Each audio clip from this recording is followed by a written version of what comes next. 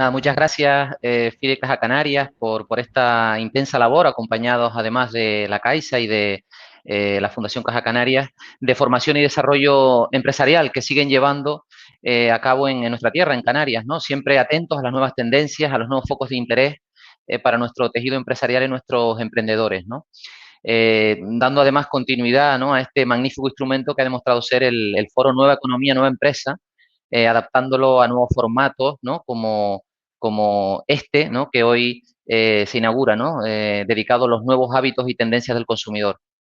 Creo que este tema, el tema que nos ocupa hoy, no puede estar más de actualidad, ¿no? Si vivíamos, ¿no?, en una época de profundos cambios ligados a dinámicas pues como la globalización, la crisis climática, la digitalización, diversos problemas sociales y políticos en los que en Canarias estamos muy sensibilizados, como puede ser la inmigración ilegal, la desigualdad social, etcétera, que apuntaban a grandes transformaciones, ¿no?, en las pautas de comportamiento en general de todos los agentes económicos y muy especialmente de los consumidores, ¿no?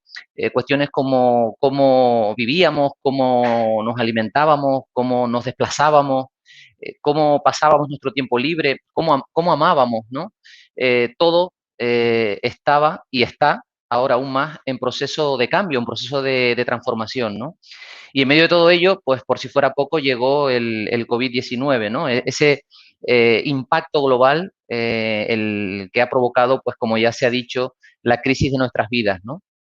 Entonces, todo ello combinado hace que estén ahora, ¿no?, que estamos, parece que avistando el final del túnel de esta última crisis, pues evidentemente manejamos muchas incógnitas, ¿no? Muchísimas incógnitas respecto a cuál va a ser el comportamiento futuro de los agentes económicos en general, como digo, pero muy especialmente las incógnitas yo creo que se acumulan cuando pensamos en los consumidores, ¿no? Por eso creo que el título de esta intervención no puede ser más sugerente y bueno, nos invita a hacer una radiografía, ¿no? Una radiografía, un término, digamos, de la medicina, pero muy bien traído, de los nuevos hábitos y tendencias del consumidor. Y yo creo que sí es pertinente el título, es pertinente el tema, es pertinente el momento, sin duda. Es muy adecuada la conferenciante, ¿no?, la ponente de esta tarde, Belén Barreiro, doctora en Ciencia Política, Sociología y Antropología Social por la Universidad Autónoma de Madrid, máster en Ciencias Sociales por el Instituto Juan March, que bueno, viene dedicándose desde hace más de 20 años, ¿no?, al análisis científico, ¿no?, de la sociedad y al asesoramiento demoscópico, ¿no? Basta decir que fue presidenta del Centro de Investigaciones Sociológicas, el CIS, ¿no? Además, fue seleccionada por la revista Tiempo entre las 100 mujeres españolas más influyentes del siglo XXI. Ha sido también incluida en la lista de las top 100 mujeres en la categoría de pensadoras y expertas, ¿no? Es autora de diversas publicaciones, diversos libros, entre ellos uno muy sugerente, La sociedad que seremos, digitales, analógicos, acomodados y empobrecidos. En fin, sus opiniones las podemos seguir en distintos medios de comunicación, entre ellos el diario El País, se las recomiendo desde luego, ¿no? Ella es fundadora y CEO de 40DB, una empresa especializada en análisis e investigación social que desarrolla múltiples estudios de tendencia y específicamente sobre comportamiento social y específicamente más aún sobre el consumidor, ¿no? Entre ellos recomiendo uno, lo estamos comentando con ellas, muy reciente, sobre el impacto de la COVID en general en los consumidores, pero especialmente en las generaciones Z y X, entre los más jóvenes, ¿no? Eh, en fin, yo creo que el eslogan de su empresa resume muy bien a lo que se dedican, ¿no? Escuchamos a las personas, también las observamos, nuestra materia prima son los datos. Belén, estamos realmente expectantes por conocer esa radiografía, ¿no?, de esos nuevos hábitos y tendencias del consumidor y también por conocer tu diagnóstico. Cuando quieras, tuya es la palabra. Pues muchas gracias Francisco Reyes, muchas gracias Francisco García y muchas gracias a la Fundación Caja Canarias. Para mí la verdad es que es un placer estar aquí para compartir bueno, lo que realmente me apasiona, que es el estudio de la sociedad y el estudio de los consumidores. Y bueno, voy a presentar una ponencia que va a servir sobre todo como hilo conductor, y dado que vamos a estar hablando en torno a 40 minutos, pues que nos pueda ayudar a no perder el hilo. Bien, yo voy a ponerme a presentar, voy a compartir con vosotros la pantalla.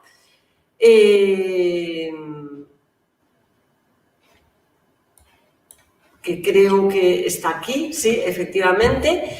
Y, bueno, como ha comentado Francisco, de lo que vamos a hablar son de los nuevos hábitos y tendencias del consumidor. Vamos a tratar de hacer una radiografía, hablando desde lo general hasta lo más concreto. Bien, yo quería empezar con una idea fuerza, que es una idea con la que me gustaría que os quedaseis todos, porque es la idea que realmente a mí me inspira para que no se nos escape nada. Veis aquí que está escrito: las sociedades, como los individuos, cambian cuando algo sucede.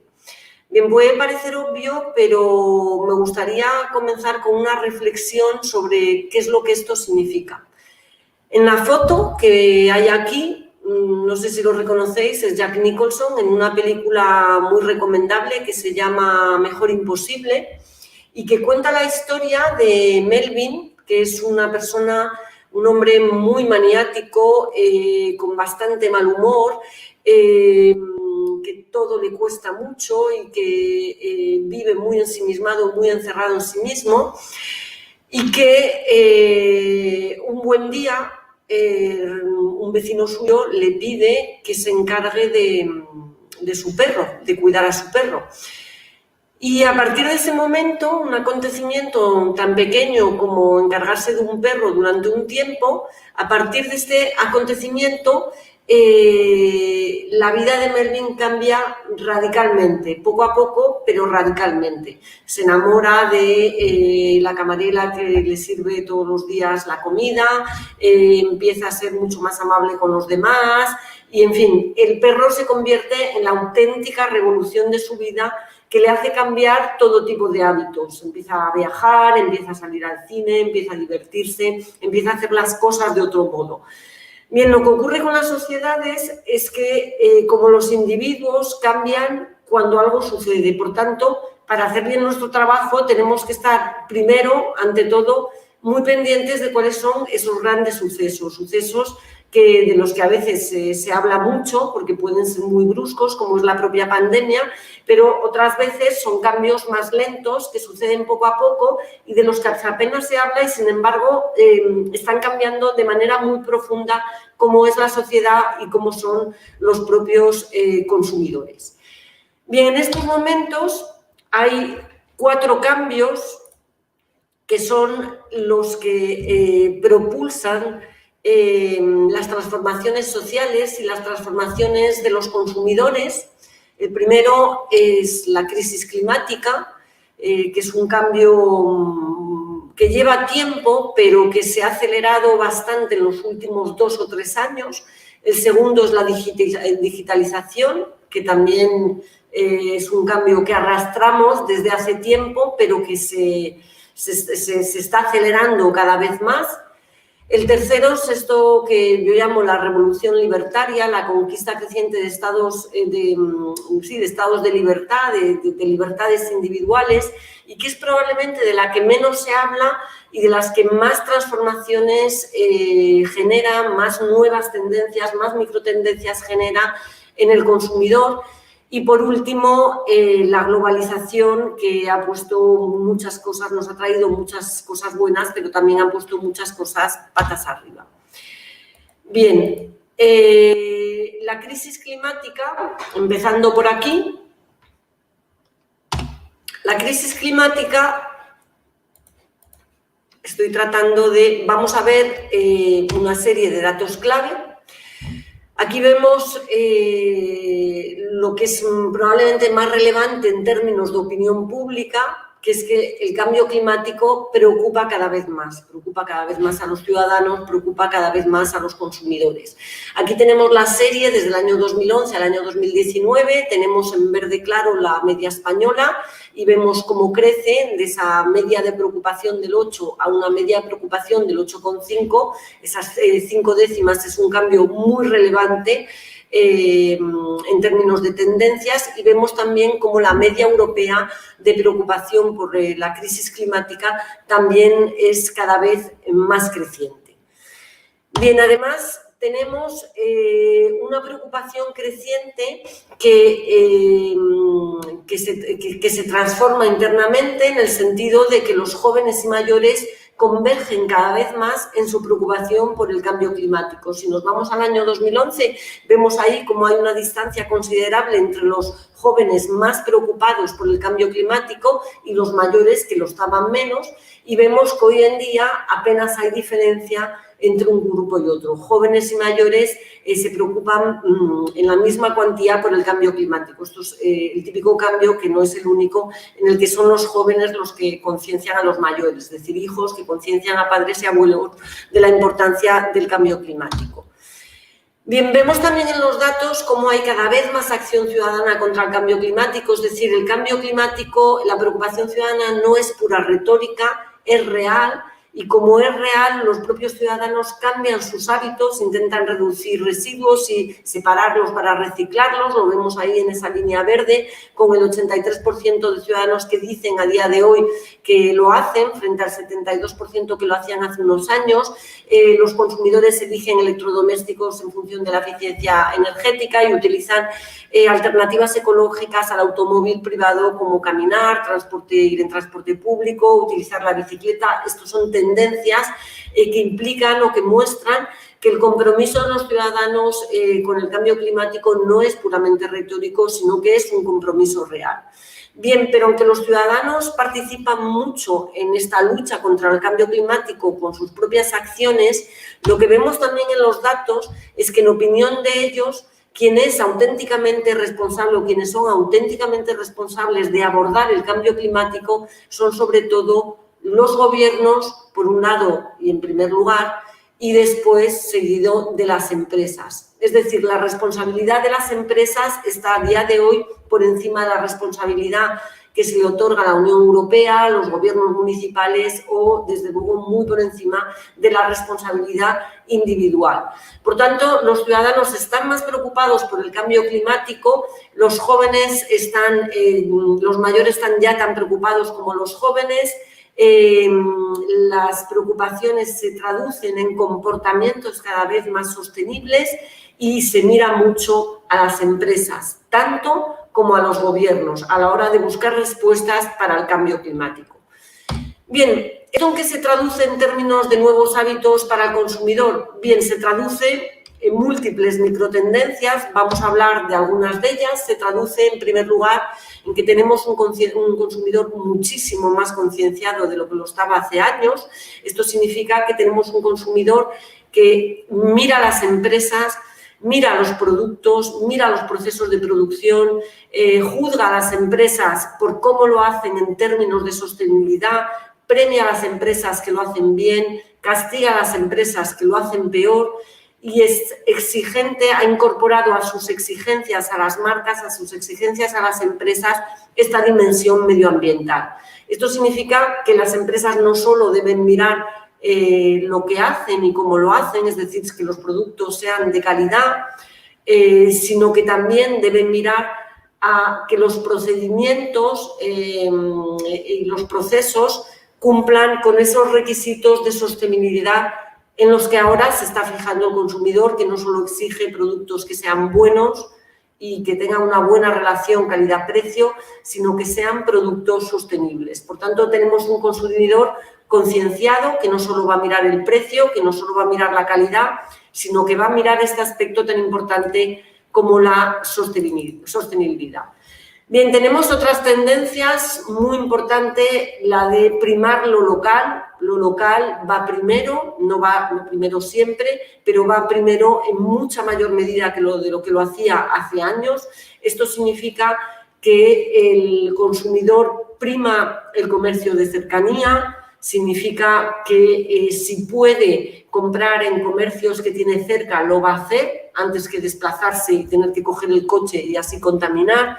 Significa que el consumidor aprecia lo que se llaman productos kilómetro cero, es decir, productos que sean de producción local, que sea lo que se consume en términos de alimentación y bueno, alimentación sobre todo sería poner mucho el acento en productos de temporada, en productos que tengan esa producción local, y el consumidor va a intentar por encima de todo y siempre que se pueda compartir. Y esto es una nueva tendencia que afecta muy en gran medida a los jóvenes, pero que también está contagiando a las generaciones mayores y que tiene que ver con controlar lo que se consuma, procurar ser sostenibles en la manera en la que tenemos de consumir. Si podemos compartir un coche, en vez de coger uno cada uno, se comparte. Si se puede compartir oficina para poder ahorrar en luz, etcétera, se comparte. Incluso si se puede compartir vivienda, ya hay modelos de vivienda compartida, se comparte. Si se puede intercambiar productos, o servicios incluso, se intercambia. Si se puede consumir productos que sean de segunda mano y, por tanto, contribuir a esa economía circular y hacer circular esos productos, se hace frente a comprar los nuevos.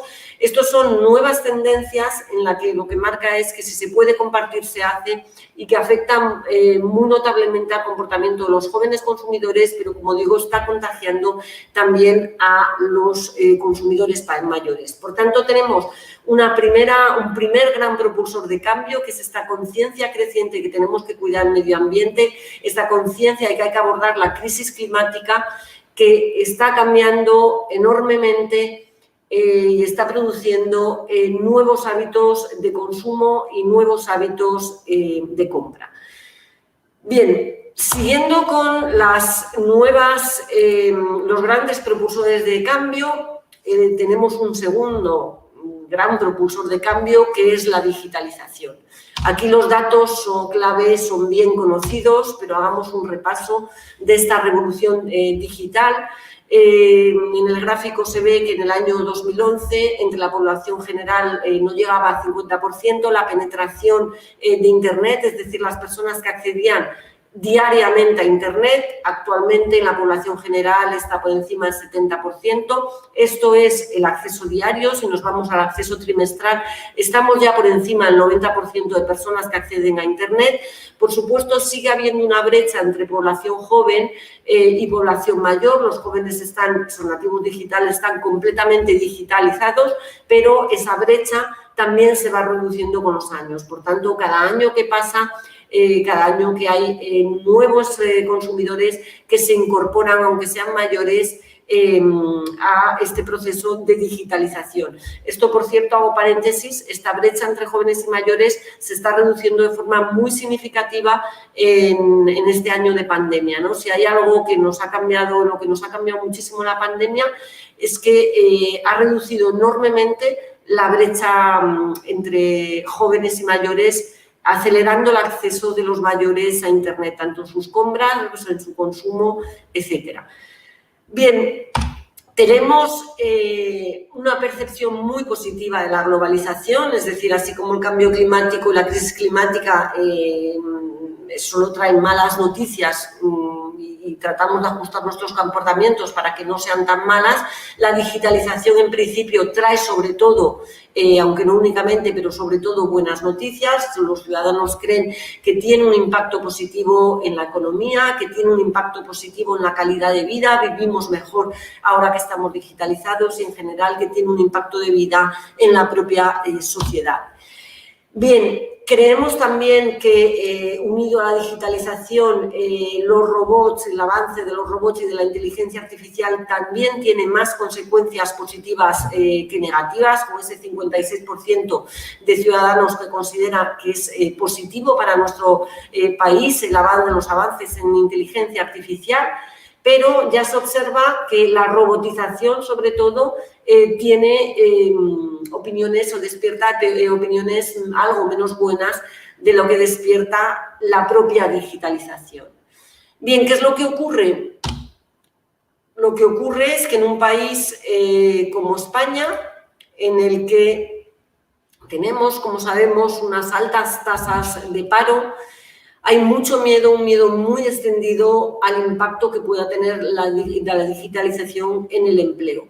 Aquí vemos cifras y vemos cómo está el ranking de España en relación a otros países de la Unión Europea con las fuentes que nos ofrece el Eurobarómetro. Vemos que el 90% de los ciudadanos cree que los robots y la inteligencia artificial roban empleos de la gente. Estamos ahí en segunda posición de los países que más lo creen y nos encontramos también con otra cifra negativa, que el 89% cree que se destruirán más empleos de los que se van a crear a causa de la robotización y la inteligencia artificial. Y ahí ocupamos el primer puesto en el ranking. Yo interpreto estos datos, como digo, atendiendo a la alta tasa de paro. Es decir, en España hay más paro de lo que hay en otros países europeos y hay un miedo más desarrollado al impacto que pueda tener en el desempleo.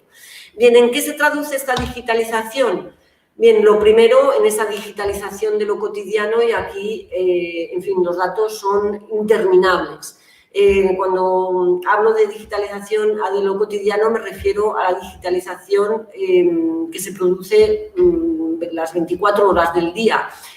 Consumo de medios digitales, consumo de ocio digital, con esas plataformas en streaming que, sobre todo en este tiempo de confinamiento, nos han acercado tanto a series de televisión y a películas. No olvidemos que hay porcentaje de personas que ven series de televisión en España es como muy cercano al 90%, por tanto es una práctica realmente completamente extendida que lo hacemos porque estamos digitalizados. Significa que todos vivimos pendientes de nuestro móvil, también las cifras ahí son apabullantes, la inmensa mayoría de la población lo primero que hace al despertarse es mirar su móvil y lo último que hace al acabar el día. En fin, nuestro móvil a través de las apps nos ayuda a organizar el deporte, a contar las calorías que consumimos al día gracias a los pasos que damos, ¿no? Esos 10.000 famosos pasos, nos permiten organizar nuestras agendas, nos permite estar en contacto con nuestras familias, amigos, con las personas que están lejos, en fin. El impacto es interminable, ¿no? Tendría que dedicar casi 2 sesiones específicas sobre la digitalización de lo cotidiano. Pero bien, además de esta digitalización de lo cotidiano ocurren otras cosas. La digitalización ha propulsado este consumidor que llamamos omnicanal, es decir, tenemos cada vez a más consumidores comprando por Internet. Es verdad que no en todos los sectores con la misma fuerza, hay sectores en los que la digitalización ha tenido un desarrollo mucho más veloz, como puede ser, por ejemplo, el ocio y el entretenimiento. Hay otros en los que el consumidor sigue prefiriendo ir a comprar y ver las cosas, por ejemplo, en el sector de la alimentación, ese momento de ir al mercado, de poder ver los tomates que queremos elegir, de poder olerlos, de poder tocarlos, eso no ha desaparecido, por lo tanto, el sector de alimentación va bastante más lento que otros sectores.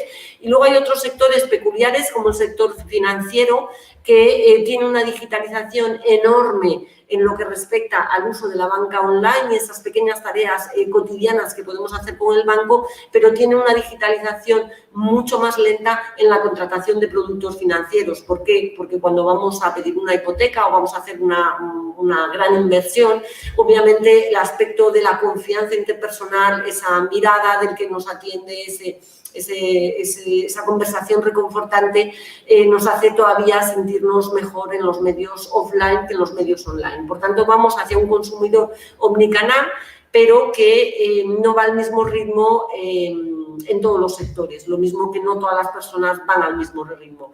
Tenemos también, como vemos ahí, eso que llamo yo el consumidor nómada. ¿Esto qué significa? Pues ese consumidor que está con el móvil y que de repente, y eso lo estamos midiendo nosotros y es bastante divertido, y de repente decide en ese momento, mientras está mientras está esperando el autobús, decide comprar rápidamente algo en el mercado online o en cualquier tienda, que decide comprar mientras está viendo la televisión, que decide comprar cuando está esperando a alguien en un restaurante, es decir, un consumidor que no se tiene que acercar a las tiendas, que no se tiene que desplazar, que ya no sigue esa trayectoria hacia la tienda, sino que aquí, hoy, en cualquier momento, aquí, ahora, puede comprar exactamente lo que quiera, ¿no? Ese consumidor nómada que está más presente entre los jóvenes, pero que también lo está cada vez más en otras generaciones.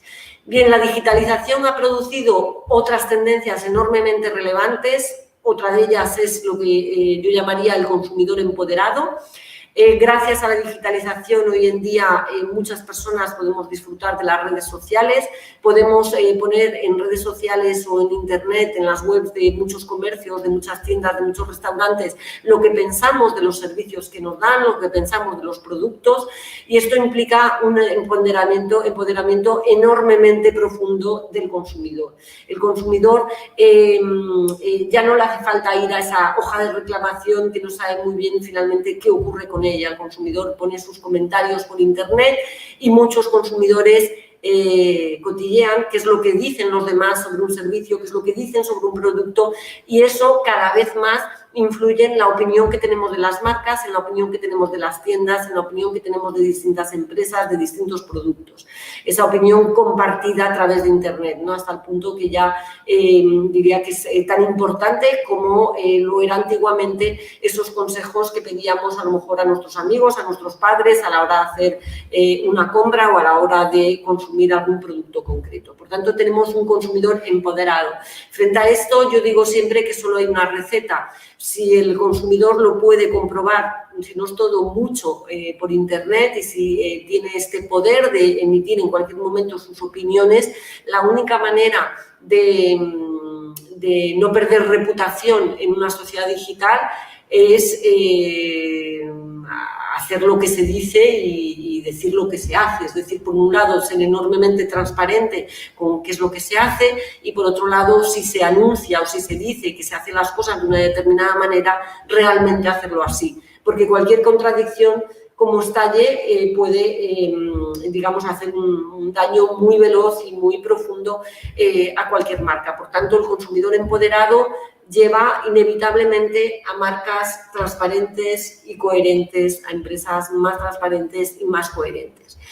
Bien, y una última tendencia de la digitalización es esto que yo llamo las tendencias analógicas, que son muy divertidas, que yo creo que no hay que olvidarlas, porque lo que vemos nosotros en los datos es que conforme la digitalización avanza y los sectores más digitalizados, como son sobre todo el sector de los nativos digitales, están surgiendo desde hace un tiempo tendencias analógicas, es decir, adoptar hábitos que son propios de los tiempos de nuestros abuelos o bisabuelos. Voy a poner algún ejemplo. Hoy en día hay más jóvenes calcetando, tricotando, ¿no? Haciendo calceta, haciendo jerseys, haciendo cualquier cosa con lana, que mayores de 65 años. Esa afición, ¿no? Que es una afición propia de la época de mis abuelos, es una afición recuperada por los jóvenes. Y así hay muchas otras. Cada vez más los más digitalizados buscan espacios analógicos, espacios en los que no haya conexión a internet. Tener un momento de respiro en el que la tecnología no intervenga, en las que puedan estar tranquilamente sin necesidad de conectarse.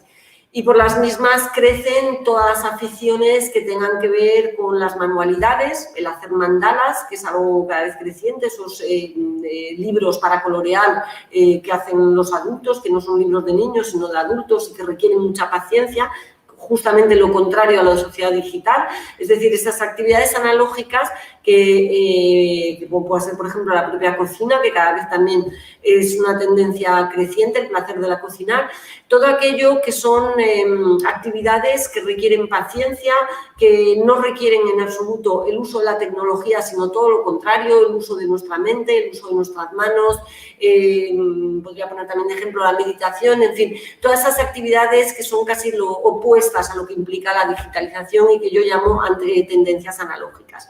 Aquí hay un camino enorme que recorrer y un camino enorme que inventar y en el que acompañar al consumidor que está exigiendo que existan esos espacios completamente analógicos. Bien, el siguiente propulsor de cambio tras la crisis climática y la digitalización es lo que yo llamo la revolución libertaria. Bien, como sabemos, son cada vez más las democracias en el mundo, hay muchas más ahora de las que había hace un siglo, y con esta conquista de espacios democráticos también hemos ido los ciudadanos conquistando libertades. Un ejemplo obvio y que a todo el mundo nos vendrá a la cabeza es la aprobación hace años del matrimonio homosexual, que además España fue un país pionero y que no es más que el ejercicio de esos espacios de libertad dentro de lo que yo llamaría una revolución libertaria, una conquista creciente de espacios de libertad. Bien, me diréis, ¿y qué tiene que ver esto con lo nuestro? ¿Qué tiene que ver con los hábitos de consumo? Pues tiene muchísimo que ver, porque lo que nos encontramos es que precisamente la revolución libertaria ha producido múltiples tendencias y que la más importante de todas es la proliferación incesante de los tipos de hogares. Vamos a ver esto. Hace años, en el año 1991, teníamos en España cerca de 40 millones de hogares, ahora 46, de personas, ahora 46. Había cerca de 12 millones de hogares, ahora hay 18, pero los hogares, aunque eran menos, estaban también menos vacíos. Por término medio vivían 3,3 personas por hogar y hoy en día por término medio vive 2,5 personas. Por tanto, más hogares, pero hogares más vacíos. Bien, en el universo de hogares, si miramos la fotografía del año 91 y miramos la fotografía de ahora, vemos que hay unos cambios muy profundos. Hay dos tipos de hogares que se reducen muy considerablemente, que son lo que podríamos llamar hogares tradicionales, es decir, la pareja de hombre-mujer con 3 hijos o más, y la pareja de hombre-mujer con 2 hijos o más. Bien, como vemos en el gráfico, las parejas con 3 hijos, que es la familia clásica, la familia tradicional, antes eran el 12% y ahora son solamente el 3%. Es decir, esa familia tradicional es hoy en día un modelo de hogar realmente minoritario. Igualmente la pareja con 2 hijos, que antes era el 19%, ahora es el 15%. Bien, frente a esto nos encontramos que el resto de tipos de hogares crecen. Nos encontramos con que hay más hogares unipersonales femeninos, antes había casi el 9%, ahora hay el 13%. Hay también más hogares unipersonales masculinos, hombres que viven solos, antes había el 4% y ahora tenemos un 8%. También hay más parejas, bastante más parejas sin hijos en el hogar, ¿no? Hombres y mujeres que deciden no tener hijos. Antes había un 17% y ahora tenemos un 22%. Bien, ¿cuáles son las predicciones de cara al futuro? ¿Qué ocurrirá de aquí a 10 años? Pues ocurrirá que estas tendencias seguirán su curso, tendremos todavía más hogares, pasaremos de los 18 millones de ahora a los 19 millones y todavía serán más vacíos de lo que lo son ahora, pasando de ese 2,5 a 2,4. Por tanto, para 2019 se espera un descenso de la población por esta caída de la natalidad, pero un aumento de número de hogares, pero con hogares más vacíos de lo que están ahora.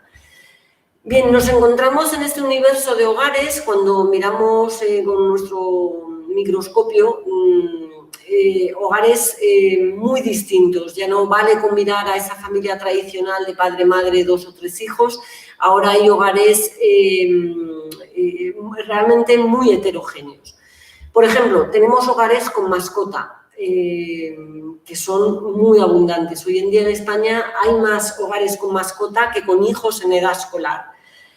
Esto es relevante porque vemos nosotros en nuestros datos que los hogares con mascota hacen que la mascota sea uno más dentro del hogar y, por tanto, la mascota tiene su seguro médico, a la mascota se la quiere llevar al restaurante, se la querría llevar de compras, pero muchas tiendas no lo permiten, etcétera. Es decir, los hogares con mascota tienen necesidades específicas. Y luego, además, los hogares con mascota también cambian la manera de ser y de estar en el mundo de las personas que tienen sobre todo perros, que es la mascota más frecuente. Porque, por ejemplo, vemos que las personas con mascota tienden a ser mucho más sensibles con todas las cuestiones que tienen que ver con la naturaleza, lo sostenible, etcétera, etcétera. Pero hay otro tipo de hogares interesantes, lo que llamamos las parejas homógamas, cuando él y ella, generalmente profesionales de alto nivel, ganan lo mismo, han estudiado lo mismo, tienen trabajos con la misma responsabilidad y ganan lo mismo. Esto se convierten en hogares muy jugosos para las empresas porque son hogares con alto poder adquisitivo. Esto también es una tendencia al alza. Tenemos también otro tipo de hogares, por ejemplo, los padres, los hombres que se hacen padre a partir de los 50. Generalmente porque se casan por segunda vez y tienen hijos o por primera vez o tienen más hijos con su nueva pareja que es más joven. Estos padres mayores de 50 también tienen una manera de estar en la vida, unas necesidades y generan unos hábitos que son bastante distintos a la de los hombres de su generación. Tenemos otro tipo de hogares, los hogares, por ejemplo, de madres alfa, esas mujeres que cargan muchas mochilas, las mochilas del trabajo, las mochilas del hogar, etcétera, que son hogares también cada vez más frecuentes y donde cuando se observan esos microdatos vemos que, contrariamente a lo que se pueda pensar, muchas veces las madres alfa deciden, no solamente tienen grandes responsabilidades en su trabajo, sino que a menudo siguen decidiendo, tomando las grandes decisiones dentro del hogar, las grandes decisiones de compra, por tanto, cuestionando la incorporación de la mujer al trabajo y, sobre todo, la incorporación de la mujer a puestos de responsabilidad no nos ha conducido tan rápidamente a librarnos de las tareas más tediosas del hogar. Bien, por tanto, revolución libertaria, más hogares, hogares más vacíos y consecuencias muy importantes para las empresas y para las marcas. Porque, por un lado, hay un nuevo reparto de tareas dentro del hogar. Por ejemplo, tradicionalmente en los estudios de opinión y los estudios de tendencia se ve que las mujeres tienen menos afición por ocuparse dentro de los hogares de las tareas financieras. Obviamente, desde el momento en que las mujeres viven solas, tienen que ocuparse de las tareas financieras. Por tanto, los bancos tienen que lidiar no solamente con ese consumidor o comprador de productos financieros hombre, sino también con cada vez más mujeres que lidian con estos asuntos y son las principales responsables del hogar. Y por las mismas, los supermercados u otro tipo de comercios tienen que lidiar con estos hombres que hemos visto antes, que viven en hogares solos y que son cada vez más numerosos y que son ellos los que se hacen la lista de la compra y son ellos los que hacen la compra. Por tanto, ese reparto clásico de tareas se tambalea, predomina quizás más mayoritariamente en las familias tradicionales, pero como hay hogares muy distintos y muchos tipos de nuevos hogares, hay que atender a un consumidor hombre que ahora se ocupa de la compra y a una consumidora mujer que ahora se ocupa de las tareas financieras.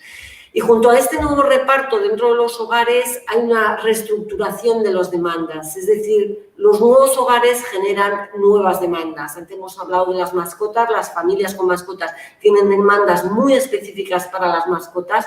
También podemos poner el ejemplo de esos padres que tienen hijos a partir de los 50. Bien, lo que muestran nuestros datos es que esos padres que tienen hijos a partir de los 50 se parecen mucho más a los padres treintañeros en sus comportamientos, en sus hábitos de digitalización, de lo que se parecen a los hombres del 50 es decir, a los hombres de su generación con hijos ya probablemente emancipados. Por tanto, hay que lidiar con un nuevo tipo de padre, que es un padre mayor, con un poder adquisitivo alto, con una alta digitalización en comparación con los hombres de su generación, aunque solo sea por ese contagio que sabemos que tienen los padres con respecto a los hijos.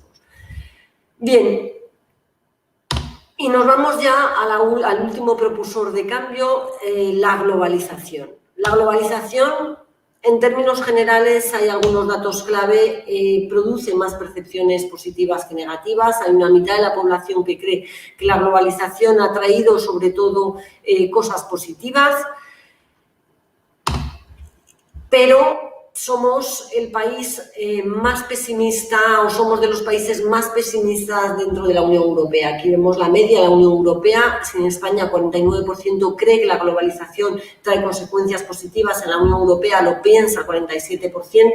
Y en países como Suecia está muchísimo más disparado, con ese 76% que cree que la globalización trae cosas positivas. Obviamente estamos mejor que Grecia en estas percepciones positivas, pero mucho peor que otros países europeos.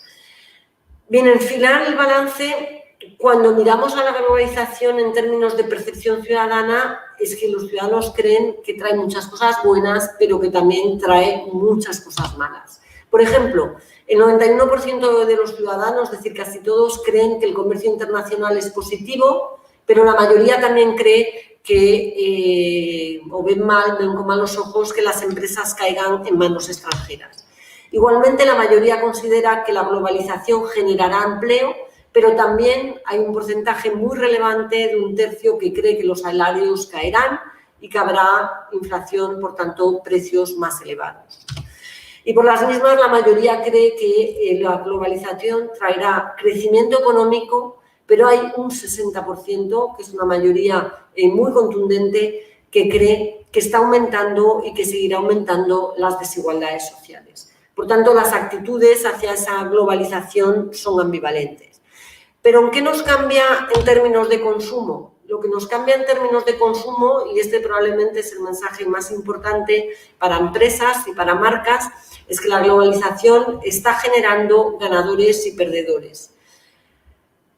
Bien, lo que vemos nosotros en los datos es que la globalización está produciendo dos sociedades en una, es decir, una sociedad dual. Hay dos percepciones, hay dos países, hay dos Españas. Por un lado, hay una mitad de la población que cree que actualmente no progresa en la vida, que podemos denominarlo perdedores porque son los perdedores de la globalización, y otra mitad, un poquito mayor, del 50,6%, que cree que sí está progresando en la vida, que son o que hemos denominado los ganadores porque son los ganadores de la globalización.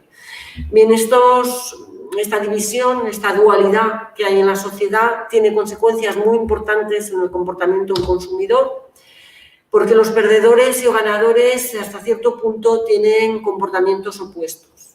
Los perdedores son consumidores que se mueven por la inercia, que generalmente tienden a comprar en los mismos supermercados, los mismos productos, en las mismas tiendas.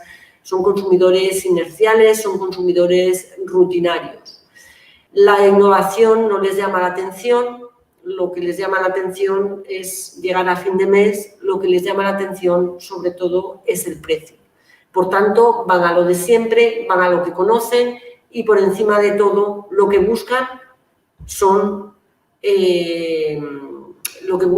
es sobre todo buenos precios. Bien, por tanto, es un consumidor que no es que no tenga en cuenta la calidad, sino que coloca el precio por encima de la calidad y que coloca el comprar en el supermercado de siempre por encima de la innovación. Por tanto, las marcas y las empresas muy centradas en innovar, si lo hacen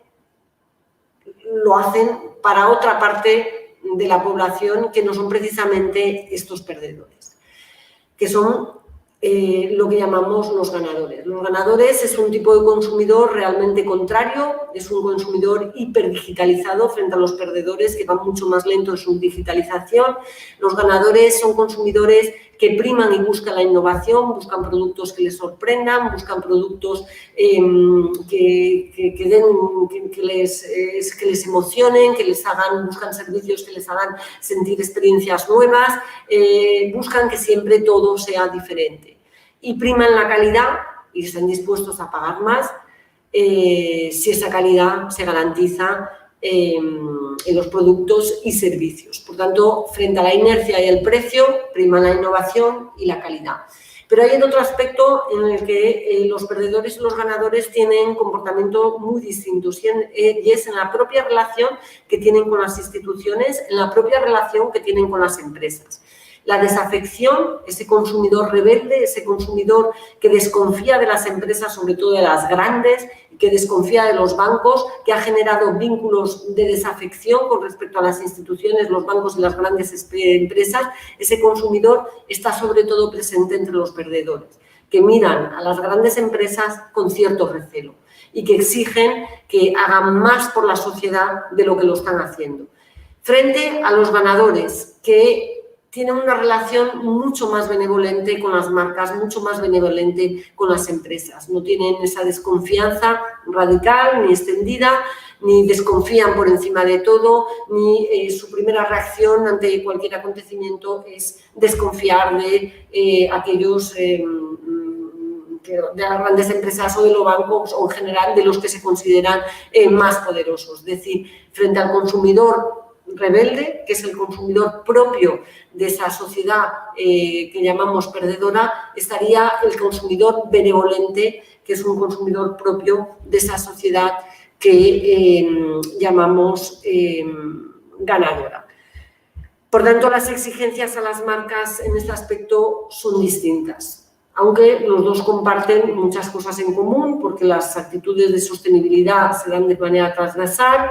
La digitalización va más rápido entre ganadores que perdedores, pero también tiende a ser bastante transversal y las transformaciones en los modos de vida y en las costumbres también tienen aspectos muy transversales.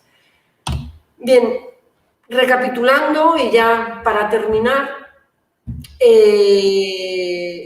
volviendo a ese personaje que interpreta Jack Nicholson en la película de Mejor Imposible, ese Melvin que recibe un día el regalo de una mascota o el tenerse que ocupar de la mascota de su vecino y que eso le cambia completamente todos sus hábitos de vida y de estar, ¿no? Y su propia felicidad. La idea fuerza es que tenemos que fijarnos en los sucesos que sacuden a las sociedades, como la revolución libertaria, el cambio climático, la globalización, las crisis económicas o la propia pandemia, que es el último gran suceso que ha sacudido en muy poquito tiempo nuestros hábitos de vida y nuestros hábitos de consumo. Es fijándonos de nuevo, fijándonos de forma muy específica en esos grandes acontecimientos como podemos anticipar y entender los nuevos hábitos de consumo. Muchas gracias. Muy bien, Belén. Muchísimas gracias por esta magnífica radiografía que nos has hecho de los consumidores, ¿no? La verdad que ha sido muy nutritiva, ¿no? Este rato. Y bueno, la verdad que creo que podemos disponer de 10 minutitos para plantearte alguna cuestión, ¿no? Que nos ha suscitado, ¿no? Alguna de las cuestiones que has comentado. Realmente ha sido un auténtico repaso, ¿no? Por las grandes tendencias de cambio, por las grandes dinámicas de transformación que están alimentando esta sociedad industrial, ¿no? en la que vivimos. Esta sociedad líquida, ¿no? Que diría Bauman. Hay una cuestión, tú hacías alusión al perro de Jack Nicholson, ¿no? Como eso que sucede y que nos puede cambiar, ¿no? De un día para otro, nos puede transformar radicalmente, ¿no? Entonces, bueno, parece que hay la verdad que me ha encantado digamos, la dinámica de tu charla, porque quizás hay como un elefante en la habitación, ¿no? Que dirían los anglosajones, del que tú hablaste al final, que es el COVID, ¿no? Es decir, el COVID, este elemento de impacto, ¿no? Tan terrible, tan tremendo, tan entorno buca, ¿no? En el que estamos, absolutamente inesperado. eh, ¿En qué medida influye sobre todas estas dinámicas, ¿no? Sobre todos estos elementos tractores de cambio? ¿Los va a acelerar? Eh, esta aceleración que está produciendo en algunos, ¿no? Por ejemplo, el tema de la digitalización que tú estabas comentando, ¿no? Ahora ya, vamos, ha habido en fin, este espacio que tenemos aquí ahora no habría sido posible si no hubiera existido el COVID, ¿no? O sea, muchas de las dinámicas que tú planteas, entiendo y te pregunto, se deriva, digamos, han sido aceleradas por el COVID, ¿no? Entonces, ¿en qué medida esto ha sido así? ¿En qué medida esto va a ser un tema coyuntural o esta aceleración, este salto en todas estas dinámicas se va a quedar? ¿Qué opinas de esto, Belén? ¿Podemos radiografiarlo? Pues es verdad que me he dejado fuera porque precisamente me imaginaba que también sobre esto podríamos dedicar esta parte final del encuentro, este gran propulsor que ha sido esta tormenta que ha sido el COVID, ¿no? Que es diferente de las otras porque el COVID pues está, pero el COVID, o quiero pensar así, está ya por poco tiempo, ¿no? Podría luego en el futuro haber otras pandemias, pero es un acontecimiento, un gran propulsor de cambio, pero con un tiempo muy acotado. En eso lo hace muy distinto a los otros propulsores de cambio, que es que no tienen o parecen no tener vuelta atrás, ¿no? El COVID pues es ahora y tiene un impacto, eso sí, muy concentrado en el tiempo y ha sido muy intenso.